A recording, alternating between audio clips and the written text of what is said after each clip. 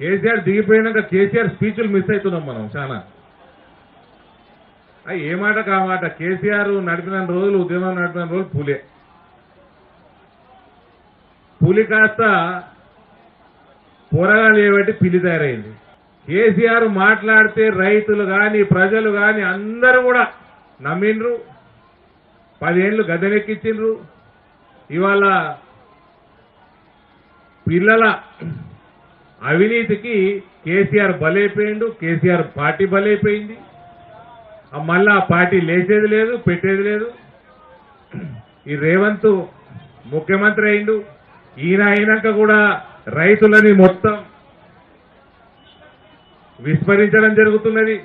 సంవత్సరం దగ్గరకు వచ్చింది.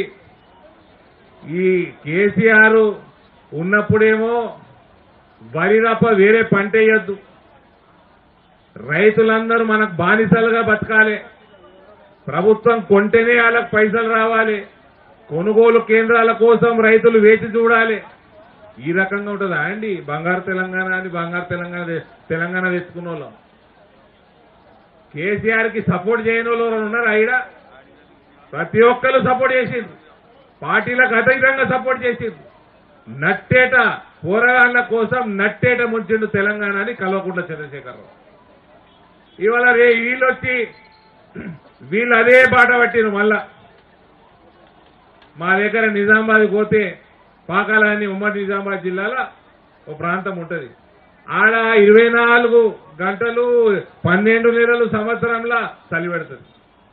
అక్కడ యాపిల్ వండియొచ్చు, కాఫీ వండియొచ్చు, రకరకాల మిరియాలు వండియొచ్చు.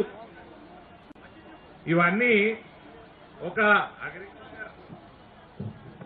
అగ్రికల్చర్ పాలసీ లేకపోయే అదే కేసీఆర్ విధానమే కొనసాగుతున్నది. నమ్మిచ్చి మోసం చేసే విధానమే కొనసాగుతున్నది. మన కేసీఆర్ కొడుకులో మాట్లాడుతున్నాడు ఈ మధ్య. ఆయనకు అల్లం కొమ్ము పసుపు కొమ్ము పక్కకు పెడితే దాన్ని గిత్తకుండా వాసన చూడకుండా చెప్పమంటే చెప్తే ఆయన రైతు నాయకుడికి మేమందరం ఒప్పుకుంటామండి. తెలంగాణకి జాతి పిత కావాల్సిన కేసీఆర్ ఇవాళ పోరగాళ్ళకి పితగా మిగిలిపోయింది. 2 పోరగాళ్ళకి. ఎందుకంటే ఆ 2 పోరగాళ్ళ అవినీతి, భాగవతాలు, వ్యవహారము ఇవన్నీ కథం పట్టించిండు. ఆయన కథమైండు, పార్టీ కథం పట్టించిండు, తెలంగాణను కథం పట్టించిండు. అదే రకంగా ఈ కాంగ్రెస్ పార్టీ ముందుకు పోతా ఉన్నది.